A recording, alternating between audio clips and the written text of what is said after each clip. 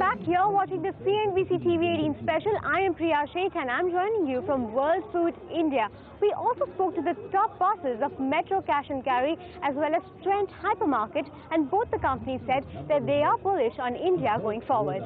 I think the World Food India has actually exceeded our expectations, both in terms of the scale at which it has been held, but more importantly with the quality of what we've seen so far. I think the sessions have of course been excellent.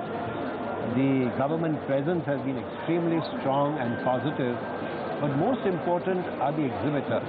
I think the kind of players that are emerging and the kind of innovation that is emerging in the food area is something of an eye-opener for us.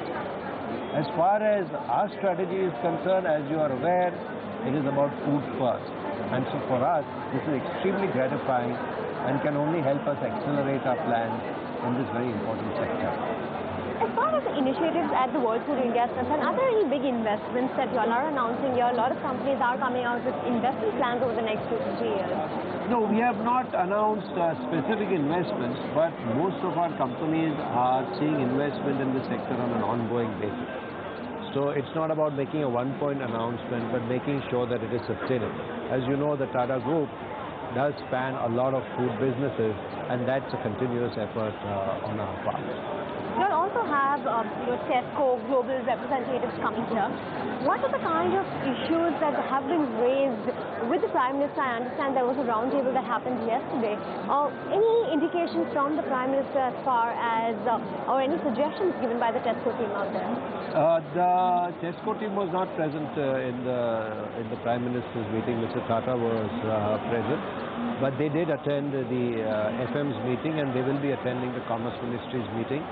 But I think the general line is that they're very happy with India, of course, and very happy with Tata's, and they are looking forward to an accelerated growth plan. What is your view on FDI and food retail? Of course, the government has mandated it to be 100%, but of course there is some suggestions to include personal care, non-food items as well, maybe a 20-25% kind of window. Yeah, I think as industry we have represented that at various fora, and we will continue to do so. And the government, frankly, they know what they're doing, so I'm sure at the right point in time they will consider it positively. But 100% FDI in food is a step in the right direction, and every step that the government takes in the right direction, we should appreciate, which is what we are doing right now. I know you all have a mega expansion plan over the next couple of years in terms of store count, but of course online channel is also a very important channel that most companies are tapping into. I understand that you also have an omni-channel strategy that you're following. There is a Tata company within the group that is now launching online in food retail. It will happen shortly. I don't want to know when, but before the end of the month. And certainly when it happens, we can chat about it again. But yes, it is true that we would like to have a single view of the customer. And we see online and offline not separately, but as a unique and single customer proposition to give a seamless service to our customers. So we don't see businesses as online and offline. We just see as businesses which serve customers through whatever means are available, either it's brick and mortar or technology. Lots of new players entering the market, lots of existing players beefing up their capacities. We've seen a recent listing of D-Mart, which is also in the hypermarket, supermarket space. What is your view on the kind of competition, the kind of deals that people are really giving into the market or into foreign money flowing in? I think it's a happy state of affairs that finally India is becoming a preferred destination. We've always had the supply, we've always had the demand. But now we also have a government and private sector both who are bringing the supply and demand closer to each other. So we don't see it as competition. We see it as a co-creation of the market, and which is good for our country. And whatever is good for our country and whatever is good for our customers is good for Tata. So we see it in a very positive light. Any revenue targets that you can share with us over the next 3 to 5 years? I can't share revenue targets, but they will be nicely aggressive. You've been very focused. As a player, you are focused on B2B business. Again, as you said, in India, Kirana stores are one of your target audience, sort of a big clientele for you, then you've got the hospitality sector. And going forward, that is the focus. You don't want to venture into B2C, for instance. No, our focus is clearly B2B. We're here to be the champion for independent business. It's a success of the small and medium-sized businesses is going to be our success. So we give more than what we take. And that we do, as what I said, with three things. First of all, a proper catered assortment in order to serve our customers, providing solutions in order to enhance their business model, and we have a very committed team here in place. And it is also the commitment when it comes to our journey going forward into this country.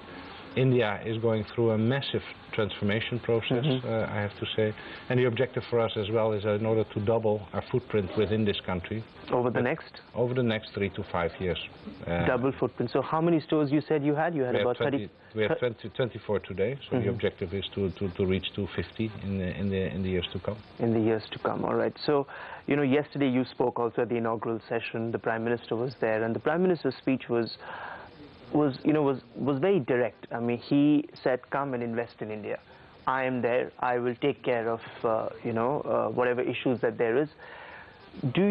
Has that speech, has his outreach to some of the food companies, retailers like yourself, were you convinced by his outreach to all of you? I think, first of all, I have to give compliments to the Honourable Prime Minister and his cabinet members when it comes to the openness that was demonstrated in the sessions we had yesterday. So first of all during the inaugural speech, but also subsequently during the roundtables with the Finance Minister, with the Minister of Food Processing and Industries, but as well in a more close circle when we met with the Prime Minister.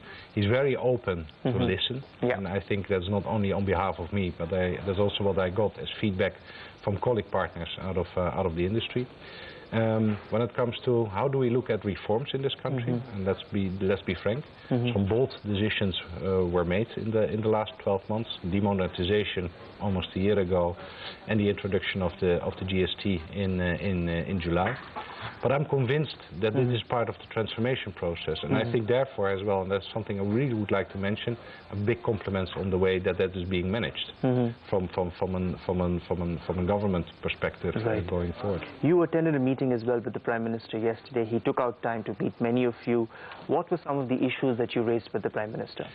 No, I've raised with the Prime Minister two things. We are committed. We are here to support small and medium-sized businesses. Small and medium-sized businesses are the engine and the backbone of every economy. We do that on two sides. First of all, what I explained, by servicing our customers. Secondly, by creating a good platform for suppliers in order to supply to us, but also given the fact that we are operationally very internationally, we have an opportunity to export products. And I'll give you one example. We export out of India 6,000 metric tons of shrimps to all the countries where we are active. That's a value of 30 million euro on one article only. So my question directly was, help us in order to further ease up legislative measures when it comes, for instance, to a one-window clearance when it comes to construction permits. That's a big issue which we face today. It takes up to 12 to 18 months before we have obtained all the licenses before we can start construction. That's one thing. Secondly, work further on the improvements of the infrastructure when it comes to improvements on the logistical side of the business. And there we have in India 5 collection centers whereby we procure directly from the farmers, so no middleman in between. That is good because those margins go back directly to the farmers. That's helping them as well. And there I reached out to the Prime Minister to say, think about PPP in order to where Metro is participating, give subsidies in order to further enhance that going forward. That were the two specific questions I had, on which he responded positively. With that, it's a wrap on this very special show. Many thanks for watching.